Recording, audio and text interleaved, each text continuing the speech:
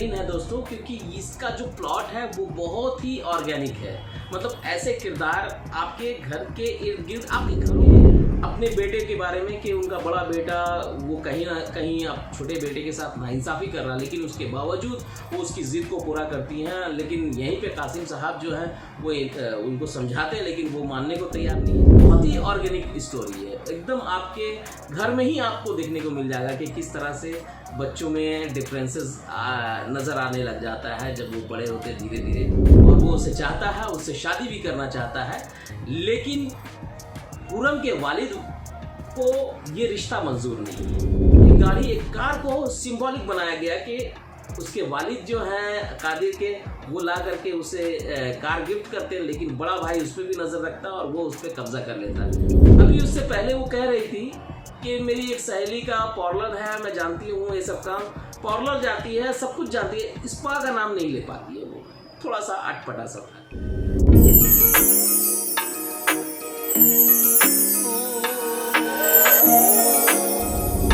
दोस्तों आज मैं एक ऐसे ड्रामे का रिव्यू लेकर आया हूँ जो एकदम नया है और बहुत ही बेहतरीन ड्रामा है। इसलिए बेहतरीन है दोस्तों क्योंकि इसका जो प्लॉट है वो बहुत ही ऑर्गेनिक है। मतलब ऐसे किरदार आपके घर के इर्द गिर्द, आपके घरों में मिल जाएंगे, इर्द गिर्द तो छोड़ दीजिए। तो इस ड्रामे का नाम है हाबिल और काबिल। इसके 3 एपिसोड अब तक आ चुके हैं, स्टोरी अपनी जगह बैठ चुकी है, तो मैंने सोचा इसके बारे में थोड़ी सी बातें की जाए। तो दोस्तों आइए सबसे पहले इसकी मुख्तसर कहानी पर नज़र डालते हैं। इसमें एक फैमिली है जिसमें 2 भाई हैं। बड़ा भाई है हारिस, दूसरा छोटा भाई है कादिर, और दोनों के बीच क्लैश है अपने आप को श्रेष्ठ साबित करने में। बड़ा भाई हारिस जो है उसे श्रेष्ठ बनने का बड़ा मतलब शौक है उसे, तो वो अपने आप को हर चीज़ में काबिल दिखाता है कि वो छोटे से अलग है और ज़्यादा अच्छा है। पढ़ने में भी वो काफ़ी तेज़ है और वो यूनिवर्सिटी में टॉप भी करता है।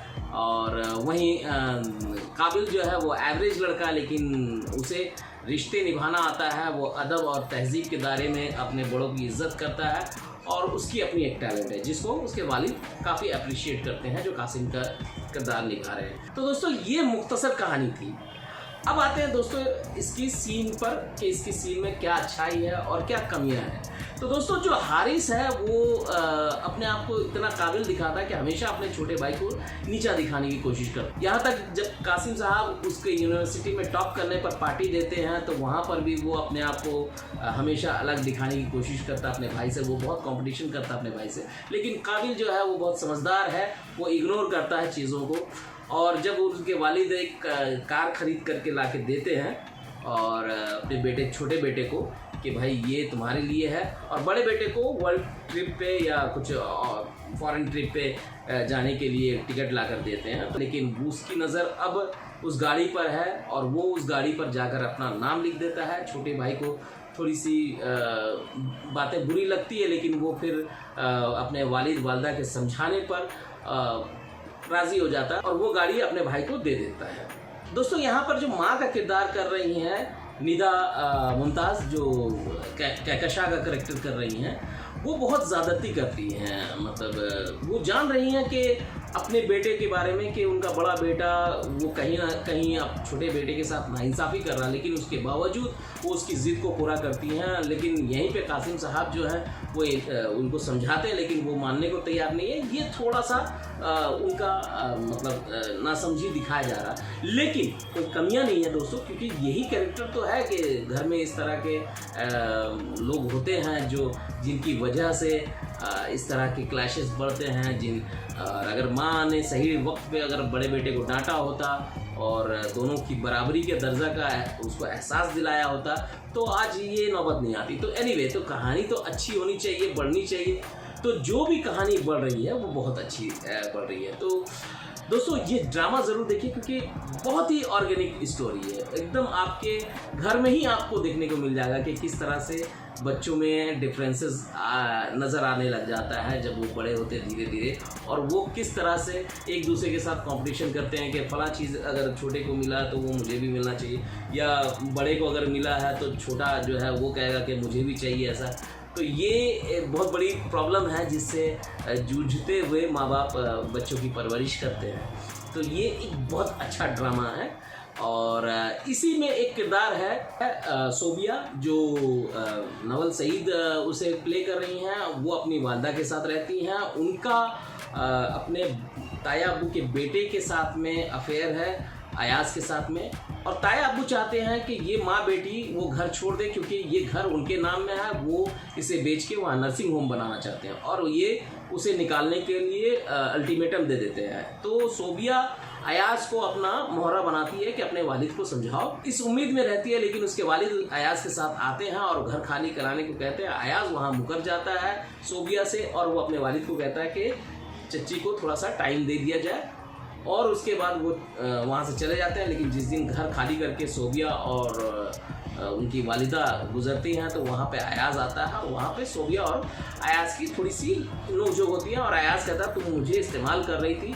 सोबिया वहाँ काफ़ी उसको गुस्सा होती है और वो लोग फिर शहर जाते हैं और कासिम साहब के यहाँ पहुँचते हैं, क्योंकि कासिम साहब और सोबिया की वालिदा कजिन भाई बहन है। तो कासिम साहब उन्हें अपने घर पे रख लेते हैं। लेकिन उनकी वाइफ जो है कहकशा, वो उन्हें सर्वेंट रूम में रहने को कहती है, जिस बात से सोबिया को थोड़ा एतराज़ लगता है। भाई इतने अच्छे जगह पे आपको घर, मतलब आपके सिर पर तो छत नहीं था, आपको घर मिल गया, यही गनीमत मानिए, शुक्र अदा कीजिए। लेकिन सोबिया थोड़ी सी महत्वाकांक्षी है, उसे ज़िंदगी में बहुत कुछ चाहिए।